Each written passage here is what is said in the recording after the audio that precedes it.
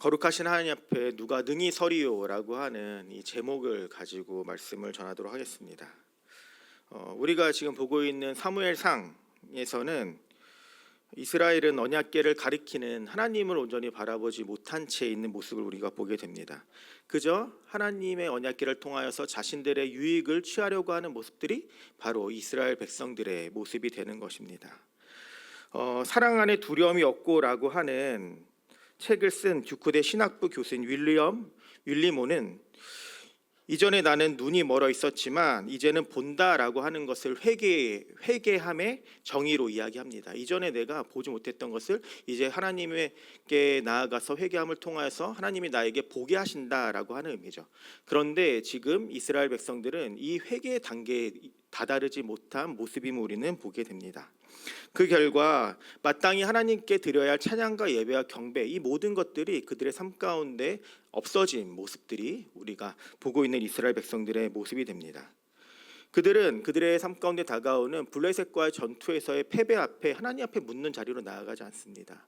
그저 언약궤만 있으면, 저희 하나님의 임재의 그 상징인 언약궤만 있으면 우리가 능히 승리할 수 있다라고 하며 하나님의 언약궤를 마치 부적처럼 그들의 삶에 가지고 오려고 하는 모습으로 나아갑니다.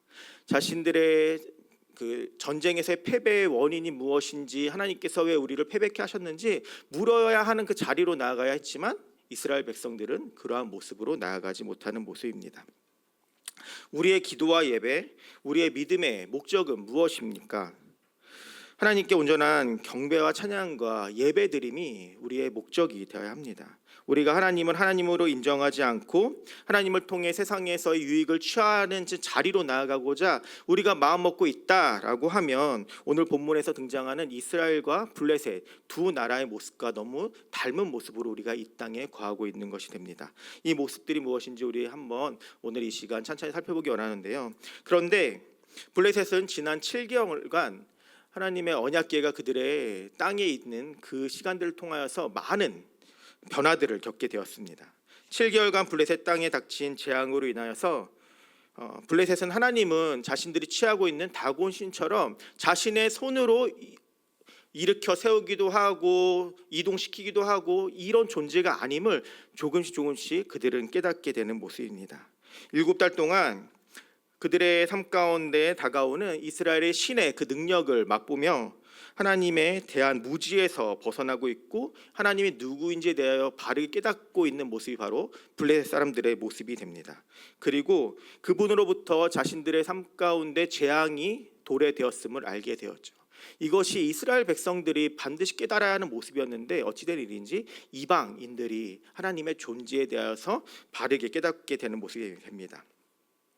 우리의 삶에 하나님의 심판이 임하게 될 때, 하나님의 시험이 우리 삶 가운데 임하게 될 때 그 누구도 그것을 막을 자는 없습니다. 그렇다면 하나님의 심판과 징계가 우리의 삶에 있을 때 우리가 살 수 있는 유일한 길은 무엇인지를 우리는 먼저 찾아야 되죠. 우리가 그것을 막으려고 하는 것이 아니라 이것으로부터 우리가 벗어날 수 있는 길이 무엇인지를 찾는 것이 현명한 방법일 것입니다. 하나님께 항복하고 하나님께 묻는 그 자리, 회개 자리로 나아가는 것, 그것이 우리 믿는 자들이 반드시 첫 번째로 감당해야 될 모습이 된다라고 하는 것입니다.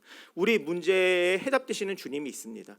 하나님께서 우리에게 문제를 허락하시고 그 문제를 통하여 하나님께 묻게 하시고 하나님과 함께 교제하는 자리로 나오기를 원하시는데 우리가 내 생각과 내 판단에 옳은 대로 그것들을 헤쳐나가려고 할 때 우리는 계속 수렁으로 나갈 수밖에 없는 모습이 되는 것이죠. 물론 우리 성도님들 각자 인생에서 당면하는 과제와 또 시험의 내용들은 분명 다를 것입니다. 그런데 그 모든 상황 속에서 우리가 반드시 취해야 할 방법은 단 한 가지가 될 텐데요. 하나님께 집중하고 하나님의 뜻을 묻는 자리로 돌아가는 것, 그것이 우리가 반드시 하나님 앞에 행해야 되는 모습이 됩니다. 그런데 이 모습이 오늘 본문에서는 이스라엘 백성들이 아니라 블레셋 백성들이 먼저 행하고 있는 모습으로 나오게 됩니다. 블레셋 사람들은 자신들의 문제와 상황을 해결하고자 언약궤를 다시 이스라엘 땅으로 돌려보내자라고 결의합니다. 특별히 언약궤는 이스라엘 백성들의 신이 머무는 성물이었기 때문에 이스라엘 신의 분노를 우리가 누그러뜨리자라고 해서 그들의 제사장들과 점성술사들을 부르는 모습인데요. 그들은 먼저 속건제물을 통하여서 이스라엘 신의 그 분노를 누그러뜨리자라고 제안을 하게 됩니다. 이와 같이 죄를 속하는 속건제물을 먼저 드리자라고 하는 이 말들 속에서 블레셋 사람들이 자신들이 하나님 앞에 지금 죄를 범하고 있다라고 하는 것을 깨닫고 있음을 우리가 보게 됩니다. 속건제를 드리게 되면 병도 낫고 재앙의 원인도 알 것이다라고 하는 이러한 제사장, 블레셋 제사장의 이 표현은 독종 재앙을 내리신 분이 이스라엘의 하나님이고 이것들을 치료할 분도 바로 이스라엘 하나님이다라고 하는 이 블레셋의 제사장들의 그 모습들을 우리가 보게 되고 그들이 이스라엘의 하나님을 인정하는 모습까지도 우리는 보게 됩니다. 그들의 제대한 모습은 무엇입니까? 이스라엘을 먼저 정복하고 그 이후에 하나님의 언약궤를 탈취하여서 자신들의 신인 다곤 신전에 그것들을 안치하여서 우리의 신의 권위 아래 이스라엘의 신이 있다라고 여기며 나아가는 것이 바로 이들의 문제였었죠. 이러한 문제들 속에서 하나님께서 그들의 삶 가운데 재앙으로 함께 하십니다. 독종으로 그들을 괴롭히시고 죽음의 환난으로 그들을 괴롭히십니다. 그래서 이스라엘의 하나님께 제사를 드림으로 우리의 상황을 원래대로 되돌이키자라고 하는 것이 지금 블레셋의 제사장과 점성술사들의 의논한 내용들이 되는 것이죠. 특별히 속죄 제물로 금지와 금 독종을 준비하자라고 이렇게 이야기하는데요. 그 이유는 무엇일까요? 언약궤가 가는 곳마다 바로 이 쥐떼의 습격이 그들의 삶 가운데 일어났었다라고 성경학자들은 이야기합니다. 그러니까 이 언약궤가 블레셋 땅 가운데 7개월 동안 있으면서 이동을 하게 되는데 그 이동하는 곳곳마다 바로 이 쥐떼가 같이 그곳으로 함께 섰다라고 하는 것이죠. 그들에게 닥친 질병을 성경학자들은 페스트라고 이야기합니다. 쥐가 퍼뜨리는 전염병 가운데 가장 강력한, 지금까지도 이것들에 대하여서 해결하지 못하고 있다라고 이야기하는데요. 쥐가 가는 곳마다 페스트가 일어났다라고 이야기합니다.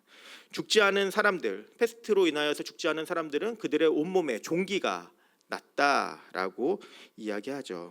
그래서 블레셋 종교 지도자들은 자신의 삶 가운데 다가온 그 문제를 해결하기 위하여서 먼저 엄청난 전염병의 죽음을 가져다 준 쥐 모양과 독종의 모양을 금으로 만듭니다.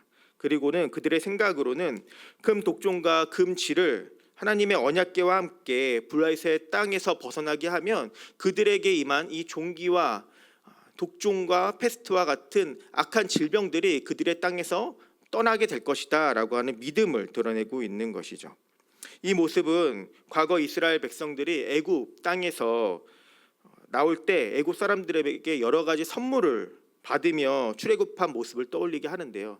지금 블레셋을 하면서 언약궤는 블레셋 사람들의 금으로 된 종기와 또 금으로 된 쥐를 가지고 그들은 나오게 되는 모습을 우리가 보게 됩니다. 또한 애굽의 10가지 재앙과 출애굽이 하나님의 능력을 그 땅 가운데 밝히 드러냈듯이 지금 언약궤가 들어가 있는 블레셋 땅 가운데 가는 곳마다 하나님께서 하나님의 능력을 그 지역에 나타내심을 통하여서 블레셋 사람들이 하나님에 대하여 깨닫게 하고 하나님이 이 땅에 있는 모든 신 중의 신임을 그들이 알게 하시며 하나님의 능력을 밝히 그들에게 드러내는 모습을 우리가 보게 됩니다. 그런데 블레셋이 한 가지 하나님을 대상으로 시험하는 모습이 나오게 되죠.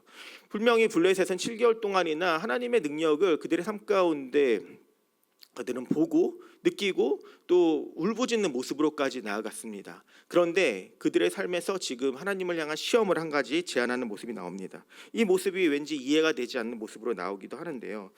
이 모습이 시험 가운데 있는 우리와 너무나 흡사한 모습입니다. 지금 분명히 하나님의 능력을 맛보고 그들의 삶 가운데 언약궤를 내쫓아서 하나님의 진노를 우리의 삶 가운데서 없애버리자라고 블레셋 사람들은 결의했지만 이 그 와중에도 하나님을 향한 시험을 하는 모습이 마치 우리의 모습과 같다라고 하는 것이죠. 우리도 우리의 삶에 들이온 시험들을 바라볼 때 이것이 하나님으로부터 말미암은 것인지 우연을 통하여서 우리에게 온 것인지 우리는 의심합니다. 그리고는 하나님 앞으로 나아가야 하는 그 자리임에도 불구하고 내 생각과 내 판단에 옳은 대로 내가 할 수 있는 모든 조치들을 다 취한 그 다음에 하나님께로 나아가는 우를 범하는 게 우리들의 모습이죠. 이것이 마치 블레셋의 모습과 너무 닮아 있다라고 하는 것입니다. 사실 우리의 삶에 다가오는 많은 시험 중에 대부분의 것들은 우리가 나의 생각대로 판단하고 결정한 결과물들인데 우리가 오판하여서 하나님께 그 책임을 넘기는 때가 너무나 많이 있습니다. 내 삶에 다가온 시험들을 바라보면서 하나님께서 나에게 내리신 시험이다라고 이렇게 이야기하고 결정 내리는 경우들이 너무 많다라고 하는 것이죠. 그런데 대부분이 우리가 그 처음을 바라보게 되면 내가 내 생각대로 하나님께 묻지 않은 채 결정한 그 결과물들이 우리의 삶에 어려움을 주는 경우들이 많다라고 하는 것입니다. 블레셋은 하나님 믿지 않았기 때문에 기도의 자리가 아니라 하나님을 시험하는 자리로 지금 나아가고 있지만 우리는 나의 삶에 들여온 그 하나님의 뜻을 알기 위하여서 기도의 자리로 나아가야 한다라고 하는 것이 오늘 본문이 우리에게 주는 한 가지 교훈이 될 것입니다. 본문으로 돌아와서 블레셋의 시험의 내용은 언약궤가 담긴 수레를 알아서 가도록 한번 내버려 둬 보자라고 하는 이런 시험을 하게 됩니다. 만일 수레가 하나님의 능력에 따라서 이스라엘 땅으로 간다면 일어난 이 모든 재앙들이 하나님으로부터 우리 블레셋 땅 가운데 임하게 된 재앙이고, 그렇지 않다면 그동안 일어난 모든 재앙들이 그냥 우연의 일치일 뿐이다 라고 그들의 삶 가운데 최대한 유리한 것들을 다 집어넣어서 그들은 끼워 맞추기 시작하는데요. 블레셋 사람들은 먼저 이 수레를 끌 암소 2마리를 준비하는데요. 이 암소 2마리는 첫 번째 조건이 멍에를 매지 않은, 그러니까 한 번도 수레를 끌어보지 않은 암소였습니다. 그리고는 새끼들을 갓 낳은 암소들이었죠. 그러니까 태어난 새끼들이 있고 그로 말미암아 젖이 나오고 있는 암소들이었습니다. 인터넷 자료들을 한번 찾아보니까 동물들 가운데 가장 모성 본능이 뛰어난 동물이 이 소라고 하더라고요. 그러니까 소들은 새끼가 낳으면 한시도 그 새끼 곁을 떠나지 않는 게 바로 이 소의 특징이다라고 합니다. 그러니까 지금 이러한 조건을 갖춘 젖이 나고 있는, 즉 새끼가 태어난 지 얼마 되지 않은 암소들을 가지고 과연 이 암소가 새끼들을 내버려 둔 채 길을 떠나는지 안 떠나는지 한번 바라보자라고 블레셋 사람들은 자신들의 삶에 유리한 조건들을 가득 채워 넣어서 하나님을 시험하고자 하는 모습으로 나아가고 있는 것이죠. 그러니까 소들은 짐을 나른 경험이 단 한 번도 없는 소들입니다. 그리고는 지금 갓 태어난 송아지를 옆에 두고 있는 소고요. 그래서 젖이 계속 나오는데 젖을 소 새끼가 먹지 않다 보니까 그 몸젖이라고 해가지고 되게 아픈 상황까지 소가 지금 있는 상황이다라고 합니다. 그리고는 계속 옆에서는 자신을 떠난 엄미를 부르는 새끼 소의 울음소리가 계속 있는 상황이 지금 멍에를 매지 않은 암소의 상황이다라고 하는 것이죠. 상식적으로 생각할 때 이 소가 자신의 새끼를 떠나가지고 이스라엘 땅으로 갈 가능성은 전혀 없는 상황이 바로 블레셋이 하나님을 시험하고자 마련한 조건들이다라고 하는 것입니다. 그런데 놀라운 일이 발생하죠. 우리가 방금 읽었던 말씀들을 통해 바라보게 되면 지금 언약궤를 실은 수레를 끄는 암소가 새끼를 먹일 젖이 막 불어나서 그 몸살이 났음에도 불구하고 울면서 사명의 길을 걷고 있는 것이 바로 이 암소의 모습이다라고 성경 기록하고 있습니다.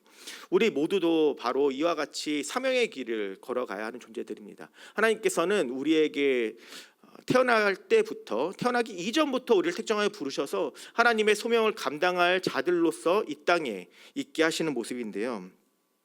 그런데 세상이 나를 향하여서 하나님의 뜻대로 가는 그 길에서 내려오도록 하고자 하는 조건들을 너무 많이 우리에게 던지고 있는 모습입니다.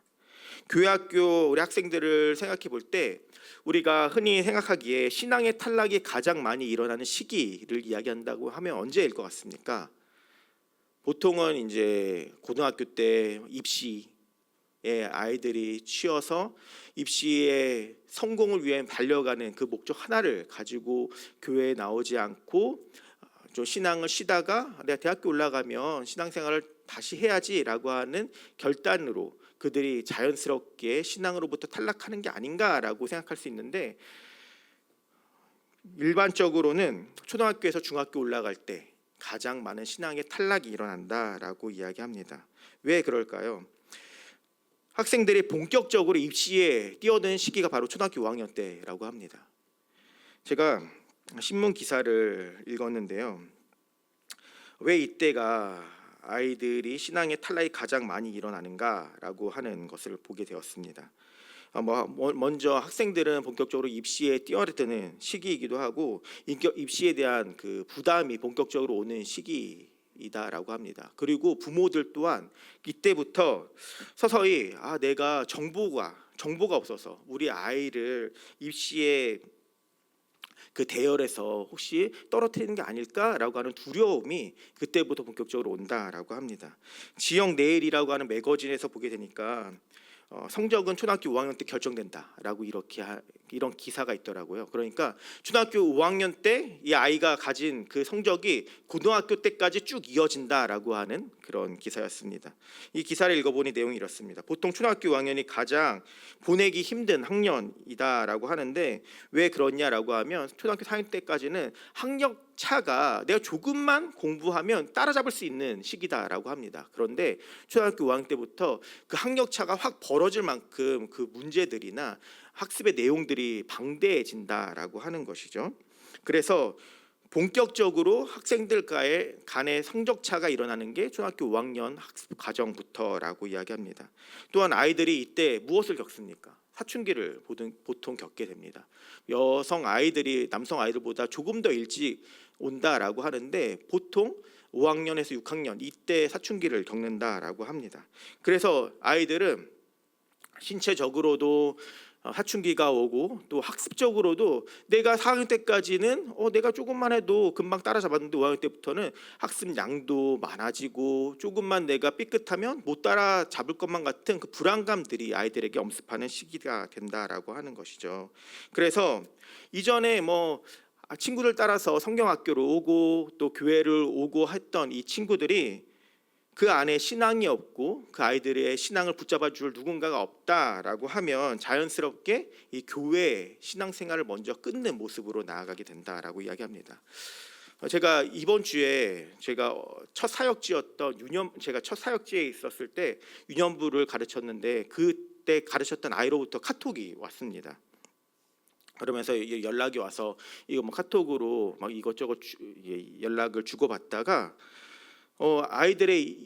제가 가르쳤던 아이들의 지금 모습이 어떨까 궁금해서 그 사역했던 교회 홈페이지에 들어갔죠. 그리고는 어렸을 때 모습과 지금 고등학생이 되었거든요. 고등학생 때 아이들의 모습을 비교하면서 그 아이하고 카톡하면서 이 아이가 그 아이 맞냐 이런 식으로 이야기하다가 한 아이가 궁금했습니다.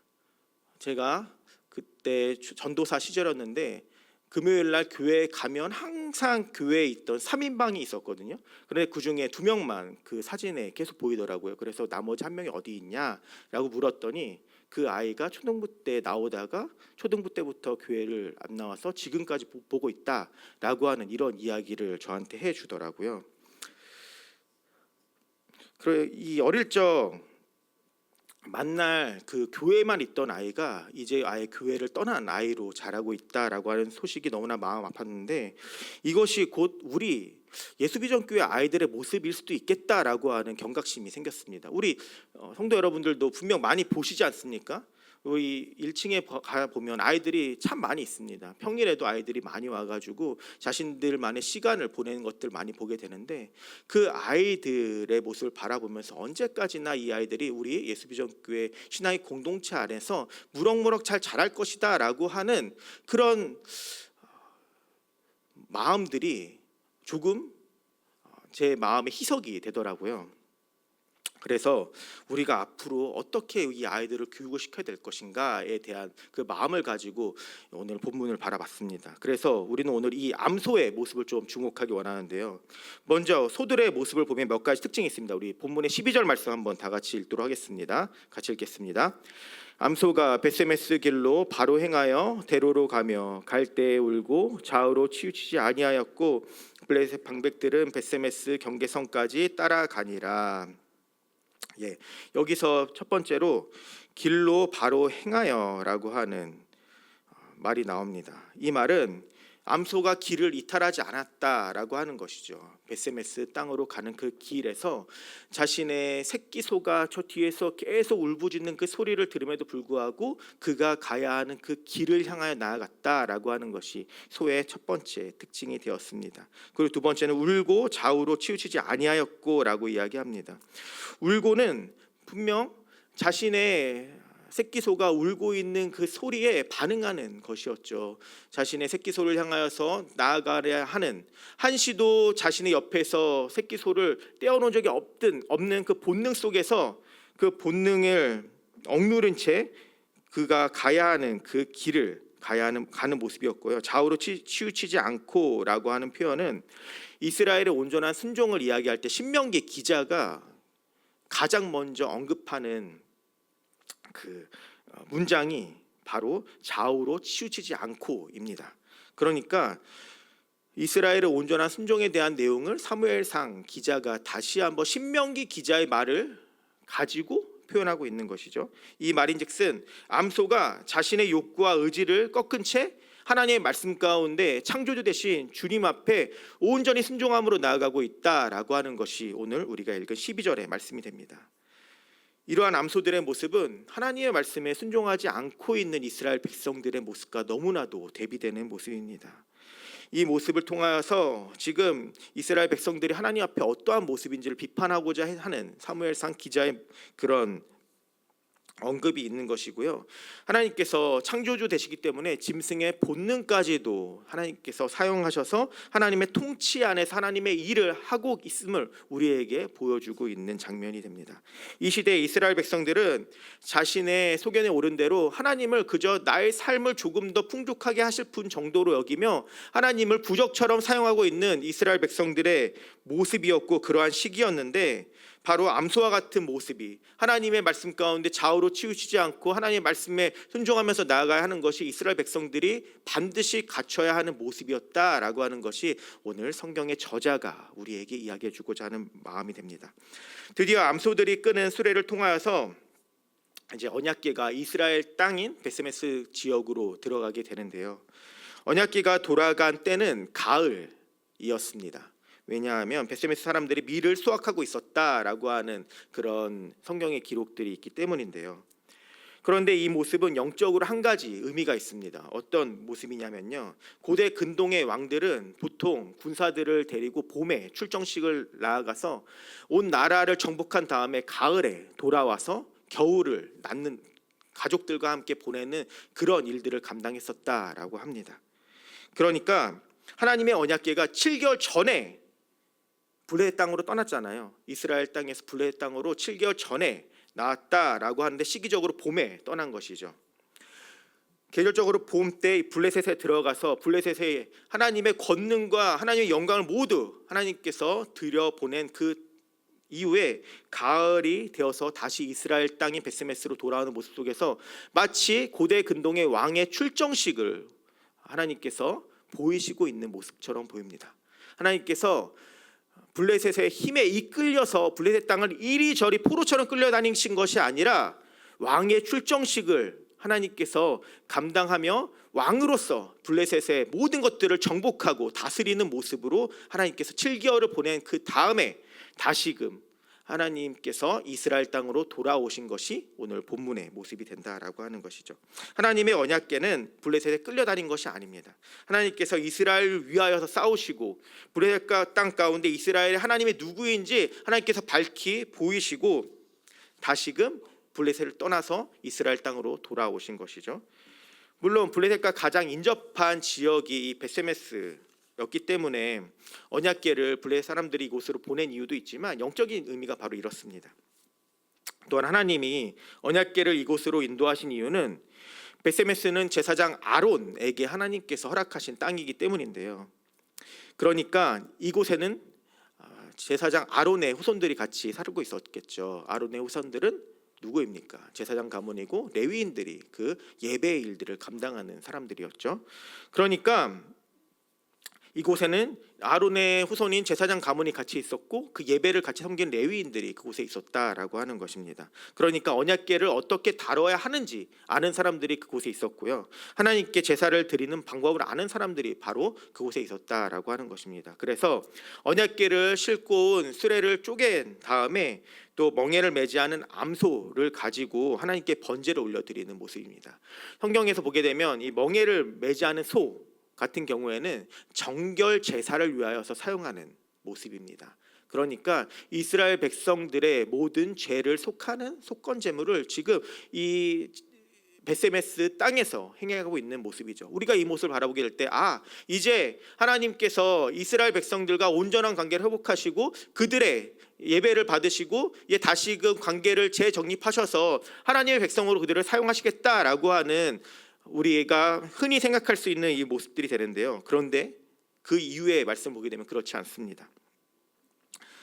하나님이 이스라엘 땅을 떠나 계셨던 7개월 동안 이스라엘 백성들 가운데 그 어떠한 자정작용도 일어나지 않는 모습이죠. 이스라엘 백성들은 그 무엇도 변하지 않는 모습으로 그 땅 가운데 있는 모습이었습니다. 베세메스 사람들은 그저 하나님의 언약궤가 그들의 땅에 왔다라고 하는 소식을 들은 그 이후에 그 언약궤를 구경거리처럼 여기고 있는 모습입니다. 베세메스 사람들은 하나님의 거룩한 위엄과 존엄과 영광이 상실된 시대를 대표하는 인물들이 되는 것이죠. 하나님이 내게 이익이 되느냐 복을 주느냐가 중요하지 그분을 경외하고 나의 삶의 주인으로 삼는 데는 그 어떠한 관심도 기울이지 않는 것이 바로 베세메스 사람들을 필두로 한 이스라엘 백성들의 모습이 됩니다. 불과 7개월 전까지만 하더라도 하나님의 언약궤는 실로에 거치가 되어 있었죠. 그리고는 하나님의 제사장들만이 하나님의 성소에서 하나님께 온전한 예배를 드리는 역할을 감당했습니다. 그러니까 제사장들에게만 접근이 가능한 거룩한 모습이 바로 언약궤였던 것이죠. 그러니까 이 모습들을 아는 제사장 그룹들이 있고 레위인들이 그 자리에 있었다라고 하면 그들은 하나님의 언약궤가 멈춘 그 자리를 거룩한 땅으로 여기고 하나님께 많은 사람들이 몰려들 때 그들을 저지하는 역할을 해야 됐던 것이 베세메스 사람들의 모습이 되어야 했던 것이죠. 하나님의 언약궤를 거룩하게 구별하고 제사장들이 언약궤를 지켜야 했음에도 불구하고 그곳에 있는 많은 이들은 마치 하나님의 언약궤를 동물원의 사자처럼 구경거리로 전락시키게 하는 모습으로 나아가게 됩니다. 오늘 말씀의 제목처럼 죽음을 마주대하면서 그들은 하나님 앞에 회개하기보다 누가 이 거룩하신 하나님 앞에 능히 서리요? 라고 하며 투정 섞인 외침을 그들은 하게 됩니다. 당시 이스라엘이 하나님의 거룩함의 그 기준에서 얼마만큼 멀리 떨어져 있었는가가 오늘 이 말씀을 통해 단적으로 드러나고 있는 것이죠. 하나님께서는 레위기 말씀을 통하여서 내가 거룩하니 너희도 거룩할지어다 라고 분명히 하나님의 제사장 나라로 선택한 이스라엘 백성들의 거룩함에 대하여 분명히 말씀하셨음에도 불구하고 그들은 하나님 앞에 거룩하지 않은 모습으로 세상의 길에서 세상과 너무 닮은 모습으로 지금 그 자리에 있는 것이 바로 오늘 본문의 제목과도 같은 투정 섞인 외침 속에서 나타나고 있는 것이죠. 두려움에 사로잡힌 베세메스 사람들은 이 언약궤를 어떻게 할까 고민합니다. 그리고는 기럇 여아림 사람들을 불러서 이 언약궤를 가지고 가도록 하죠. 어떤 사람들이 떠오릅니까? 블레셋 사람들이 떠오르지 않습니까? 블레셋 사람들도 자신들의 지역에 이런 하나님의 언약궤로 인하여서 독종과 전염병이 가득할 때 자신의 블레셋의 5 도시들 가운데 한 곳을 불러서 그곳으로 이 언약궤를 가지고 가도록 명령하였습니다. 그러니까 지금 베세메스 사람들 또한 하나님의 예배를 주관하는 제사장과 레위인들 또한 자신들의 삶 가운데 다가오는 어려움과 하나님의 고통 앞에서 그들은 블레셋 사람들과 똑같은 모습으로, 세상 사람들과 마찬가지의 모습으로 하나님의 언약궤를 대하는 모습으로 나아갑니다. 그러나 기럇 여아림으로 언약궤를 옮긴 그 다음에는 그곳을 거룩하게 구별된 모습으로 지키는 사람들의 노력들이 나오게 됩니다. 아비나답의 집에 두고 아비나답의 아들인 엘르아살이 하나님의 언약궤를 지키는 역할을 감당하죠. 그 이후에 기럇 여아림에서 20년 동안이나 그 어떠한 질병이나 고통 없이 그들이 하나님의 언약궤를 잘 지키는 모습으로 나옴을 우리가 보게 됩니다. 그런데 하나님의 언약궤가 원래 있었던 실로로 돌아가지 못한 채 왜 기럇 여아림에 20년 동안이나 있어야만 했을까요? 그만큼 하나님이 거하실 이스라엘의 영적인 상태가 너무나도 부패해 있었다라고 하는 것이죠. 하나님께서 20년간이나 하나님의 거룩한 성소인 실로로 들어가지 못하신 그 이유는 하나님의 제사를 감당하고 예배를 감당하고 하나님과 함께 거룩한 모습으로 살아가야 할 이스라엘 백성들, 레위인들, 제사장들 모두가 이와 같은 거룩한 모습을 아직 회복하지 못하였기 때문에 하나님께서 20년이라고 하는 그 긴 시절 동안 이스라엘의 정화 작용을 계속적으로 감당케 하시는 모습이 되었습니다. 언약궤는 다윗이 이스라엘 전체를 다스리는 왕으로서의 권위가 확고히 세워진 그 다음에 예루살렘으로 다시금 들어가게 되는 모습으로 우리는 이후에 말씀 가운데 보게 될 것입니다. 오늘의 말씀을 이제 정리하도록 하겠는데요. 세상은 우연이라고 하는 사건에서 우리는 신앙인으로서 하나님의 섭리를 바라보며 나아갑니다. 그리고는 세상에서는 많은 사람들이 이것은 우연이야 라고 하며 치부하는 것들 속에서 하나님의 손을 우리는 참는 모습입니다. 오늘 우리는 본문에서 두 가지 교훈을 얻게 되는데요. 첫 번째는 하나님은 인간의 불순종 가운데서도 실패하지 않으신다 라고 하는 것이죠. 하나님께서는 인간이 하나님을 찬양하지 않으시면 돌들로도 하나님을 찬양하게 하실 것이다 라고 시편의 기자는 우리에게 이야기합니다. 두 번째는 하나님이 나를 선택하셔서 그분의 역사를 나의 삶 가운데 이루시기 원하신다라고 하면 그 일들이 얼마나 영광스러운가를 우리는 깨달아야 한다라고 하는 것입니다. 그러기 위해서 우리는 매 예배 때마다 하나님의 그 부르심의 자리에 우리가 있기를 소망하며 나아가야 하는 것이죠. 그리고는 매 예배 때마다 하나님께서 나를 통하여서 이 땅 가운데 이루기 원하신 하나님의 일들이 무엇인지를 하나님으로부터 우리 공급받는 그 모습에 우리가 있어야 됩니다. 하나님께서 우리가 하나님 말씀에 순종하고 하나님의 뜻 가운데 하나님을 경외함으로 나아갈 때 우리의 삶 전체에 하나님의 뜻이 이루어지는 모습으로 우리를 사용하실 것입니다. 우리 인생 가운데 하나님의 위치에 온전히 둘 때 우리 인생에 하나님께서 우리를 축복의 통로로 사용하셔서 하나님의 복을 이 땅에 하나님은 널리 선포하실 것인데요. 어떤 인생이든지 하나님의 자리에 온전히 모시지 않는 인생은 오늘 본문에서 블레셋 사람들처럼 베세메스 사람들처럼 어려움과 불행한 삶의 패턴으로 그들은 있게 될 수밖에 없습니다. 그러기 위해서 우리는 나의 삶의 주인 되신 하나님의 자리를 내 삶 가운데 확보하는 이 역할을, 이 작업들을 매일의 삶 가운데 반드시 우리는 감당해야 되는 모습이죠. 그렇다면 새해를 시작하면서 우리가 매 순간 점검해야 하는 모습은 무엇입니까? 하나님의 자리, 내 삶에 하나님의 자리는 어디이신가? 내 삶의 중심에 나는 지금 하나님의 자리를 온전히 확보하고 있는가? 를 우리는 날마다 상고하며 나아가야 합니다. 우리의 삶 가운데 우선순위가 있다라고 하면 그 가장 첫 번째 우선순위가 무엇이냐라고 우리는 질문해야 됩니다. 그리고는 가장 첫 번째 하나님의 자리를 둬야 된다라고 하는 것이죠. 그 어떠한 순간에도 하나님 되심을 인정하고 그분을 우리의 삶의 중심으로 두는 것, 이것이 우리의 삶에 가장 먼저 행해야 될 우리들의 모습이 되어야 합니다. 2025년 한 해 새해가 밝았습니다.